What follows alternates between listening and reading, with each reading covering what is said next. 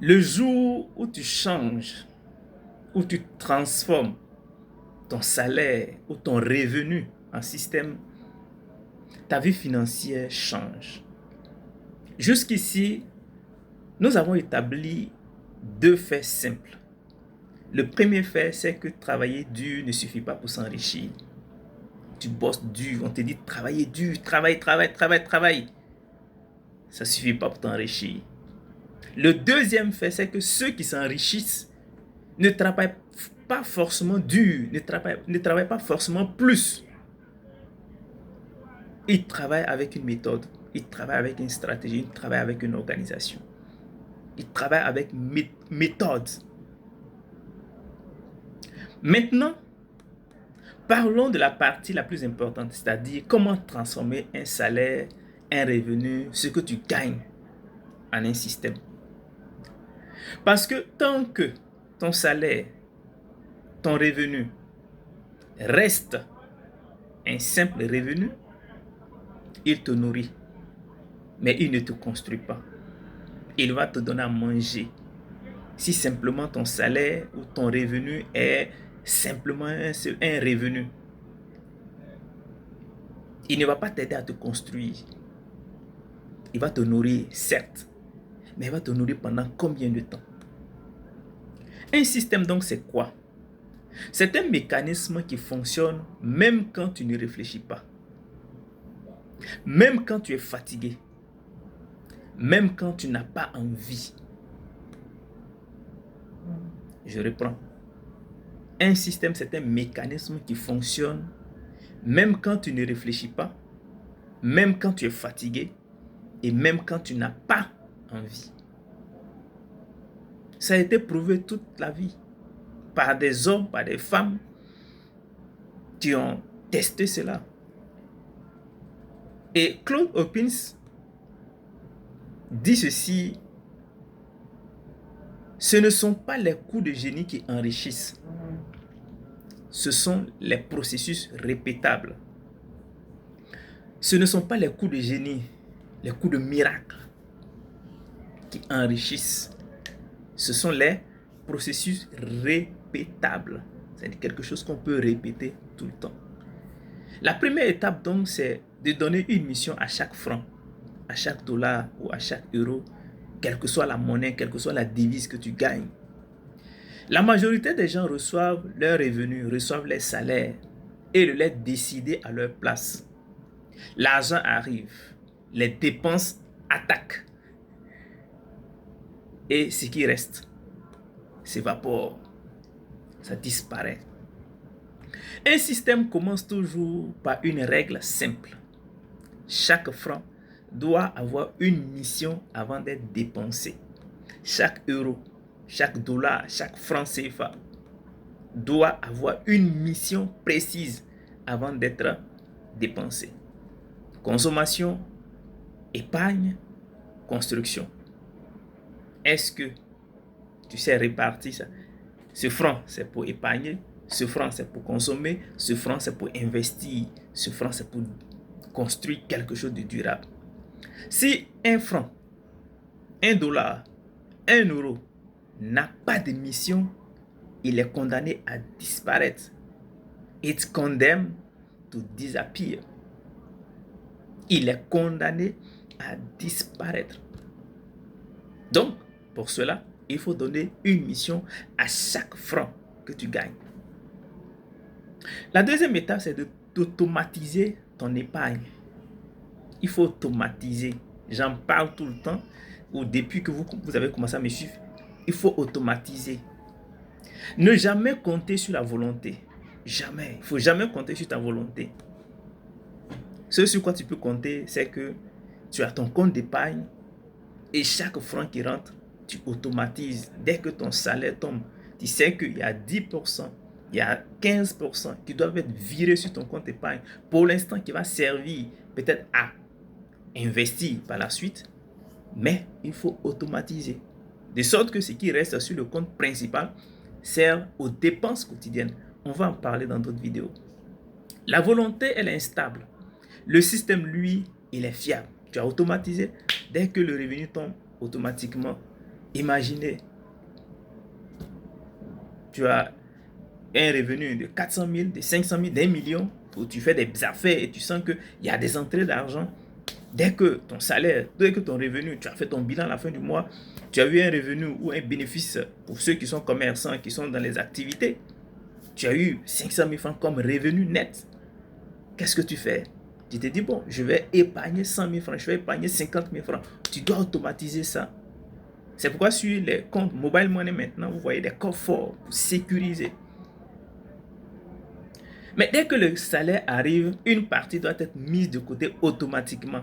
Pas à la fin du mois, au début. Pas à la fin du mois, mais au début. Peu importe le montant au départ. Ce qui compte, c'est la régularité. Il faut être régulier. Chaque fin de mois, j'ai testé, ça marchait. J'ai testé. Chaque premier du mois, chaque 5 du mois, c'est la banque en fait qui va en accord avec toi. Ou bien, voilà, tu décides. Et chaque fin de mois, voici le montant que vous devez mettre automatiquement sur ce compte-là. Et dès que le mois arrive, vous voyez, il y a la transaction qui est faite. Peu importe le montant, c'est la régularité qui est importante. Et nous insistons pour dire sur ce principe fondamental. Ce qui est répété mécaniquement devient puissant. Ce qui est répété, ça devient puissant. Une petite épargne répétée chaque mois devient une force financière. Une petite épargne, même si c'est 1000 francs, 1000 francs, 1000 francs, 1000 francs, 1000 francs, ou bien 10 euros, 4 euros, 5 euros, 5 euros, 5 euros, et répétez ça sur 10 mois. Aux 50 euros, 100 euros, 10 dollars, 20 dollars, 100 000 francs, 200 000 francs. Répétez, vous allez voir. Ça va changer carrément. Et ça va devenir une force financière pour vous. Donc, la deuxième étape, c'est donc d'automatiser en fait son épargne. La troisième étape, c'est de transformer l'épargne en un levier. Transforme ton épargne, parce qu'il ne faudrait pas que l'argent que tu as épargné reste là. Ça ne joue pas de rôle, non. Ça doit avoir une mission maintenant. Un système ne s'arrête pas à l'épargne. Pas du tout. L'épargne protège. Elle ne libère pas. Ton épargne, c'est vrai, ça et là, ça va te protéger pour tes situations difficiles. Mais elle ne te libère pas. À un moment, l'argent épargné doit être orienté vers la construction, vers l'investissement. Il faut aller faire travailler ton argent. Aujourd'hui, dans nos pays francophones, on voit dans les banques, récemment, j'avais laissé un certain montant. Et quand j'ai vu, généralement, c'est 3,5%. Quand tu épargnes sur ton compte épargne, 3,5%. Quand j'ai vu, j'ai dit, mais en faisant travailler mon argent, même par semaine, ça pourrait dépasser ce montant-là qu'on m'a versé. Et donc, à un moment donné, il faut aller faire travailler son épargne. Ce n'est pas vers la consommation différée, c'est-à-dire que tu as épargné pour aller acheter un poste téléviseur, pour aller te marier, pour aller... Non, non, non. Ça doit aller travailler, bosser pour toi, vers des actifs. Ça ne doit pas aller vers la consommation, ça doit aller vers les actifs. Les actifs, c'est quoi? C'est ce qui fait rentrer de l'argent dans ta poche. De l'argent dans ta poche. Quelque chose que tu vas faire qui va permettre d'apporter encore plus d'argent. Tu peux acheter des actions à la bourse. Tu peux investir dans le transport. Tu peux investir dans quelque chose en fait qui va ramener de l'argent encore davantage dans ta poche. Cela peut être une activité génératrice de revenus, un investissement progressif, une compétence monétisable. Tu peux suivre une formation, peut-être que tu as épargné pour suivre une formation, ou bien tu as épargné pour investir progressivement dans la construction d'appartements, dans la construction de studios à louer, quelque chose en fait qui va te ramener de l'argent. Et l'important n'est pas la taille du départ, l'important est la direction. Un salaire bien géré devient un capital de lancement. Souvent les gens se disent, mais j'ai pas l'argent pour commencer. Épargne d'abord. Épargne d'abord, cet argent va servir. Parce que les banques ne donnent pas de l'argent à quelqu'un qui n'a rien. Ça, c'est une règle. On ne donne rien à celui qui n'a rien. Voilà. La quatrième étape, c'est séparer vie et construction, vie et investissement. Les gens mélangent tout souvent et c'est une erreur coûteuse, très coûteuse. Un système fonctionne simplement si tu sépares clairement ce qui sert à vivre et ce qui sert à construire. Il faut séparer ce que tu vas prendre pour vivre et ce que tu vas prendre pour construire, pour te bâtir, pour t'organiser, pour investir. Quand tu consommes l'argent destiné à la construction, tu détruis ton propre système. Tu détruis ton propre système. Et les personnes qui s'enrichissent protègent leur capital comme on protège une entreprise. Protège le capital. Il a épargné 1 million. Il faut qu'il protège. Il ne faut pas que quelqu'un va venir juste et puis ça va se dissiper comme si de rien n'était. Non, il a travaillé dur, il a sué, il a transpiré. Et cet argent, tu dois protéger ça. Elles savent que ce qui est protégé grandit et ce qui est mélangé disparaît. 5e étape, penser en cycle, pas en mois. La majorité des gens pensent en mois. Les systèmes pensent en années. Un salaire transformé en système ne donne pas des résultats spectaculaires en 3 mois, mais en 3 ans. La différence est visible. En 5 ans, la différence elle est radicale. Claude Hawkins répétait: les grandes réussites sont la somme de petites actions bien répétées. Les grandes réussites sont la somme de petites actions répétées.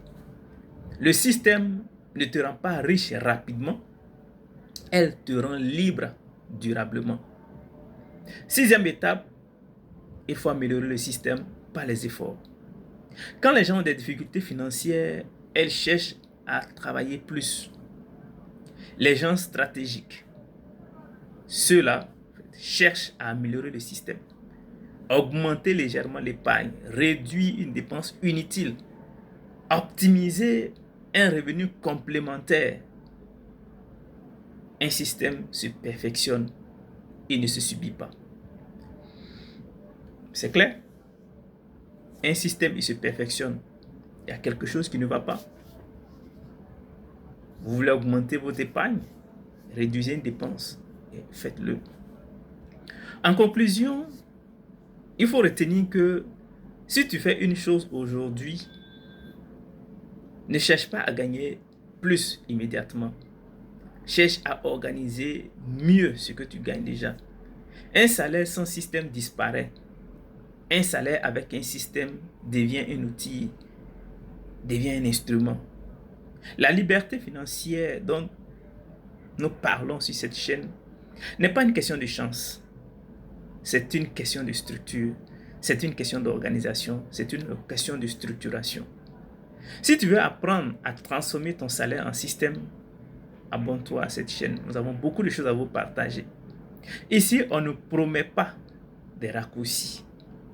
On enseigne des méthodes qui tiennent dans le temps. Ce n'est pas ton salaire qui doit changer en premier. C'est la manière dont tu utilises ton revenu, ton salaire. Abonne-toi, partage, like et puis à très bientôt pour la prochaine vidéo.